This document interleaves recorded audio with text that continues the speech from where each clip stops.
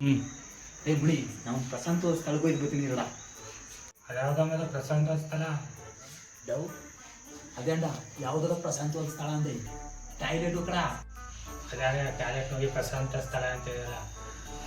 Day ಯಾನೋಡ ಹಿಂಗೆ ಬಂದ್ಬಿಟ್ಟ ಇವತ್ತು ಎಷ್ಟರ ತಾರೀಕು ನವಂಬರ್ 19 ಕಡ ನವಂಬರ್ 19 ಅಂದ ವಿಶ್ವಸಂಸ್ಥೆನ ಪ್ರಶಾಂತವಾದ ಸ್ಥಳ ಅಂತ ಹೇಳೋದ ಕಡ ನಿಂಗೆ ಗೊತ್ತಡ ಅದು ಮನುಷ್ಯನಿಗೆ ಇಂಪಾರ್ಟೆಂಟ್ ಜೀವನದಲ್ಲಿ ಮನುಷ್ಯನ ತನ್ನ ಇಂಪಾರ್ಟೆಂಟ್ ಆಗಿರೋ ಒಂದು ಜಾಗ ಕಡ ಅದು ಪ್ರತಿದಿನ ಬೇಕಾದ ಒಂದು ಜಾಗ ಕಡ ಅದು ಟಾಯ್ಲೆಟು. ನಾವು ಎಷ್ಟು ಶುದ್ಧವಾಗಿ ಇಟ್ಕೊಂಡು ಟಾಯ್ಲೆಟ್ ಅಷ್ಟು ಇಂಪಾರ್ಟೆಂಟು. ವಿಶ್ವಸಂಸ್ಥೆ ಹೇಳ್ತಾರ ಏನಂತ ಹೇಳ್ತಾರೆ ಅಂದ್ರೆ ಟಾಯ್ಲೆಟ್ನ ಶುದ್ಧವಾಗಿ ಇಟ್ಕೋಬೇಕು, ಸ್ವಚ್ಛತೆಯಿಂದ ಇಟ್ಕೋಬೇಕು ಅನ್ನೋ ಒಂದು ಮಾತು ಕಲ್ತ್ರ ನ್ಯಾಚುರಲ್ ಅದ, ಪ್ರಕೃತಿ ಆಗದ, ಕೆರೆ ಹೋಗ್ಬಿಟ್ಟು ಕೆರೆಗೆಲ್ಲ ಹೋಗ್ಬಾರ್ದು. ಯಾಕಂದ್ರೆ ಅದೆಲ್ಲ ಭಾರಿ ಎಡವಟ್ಟು ಕಡ ಕೆರೆ ಹೋಗೋದು.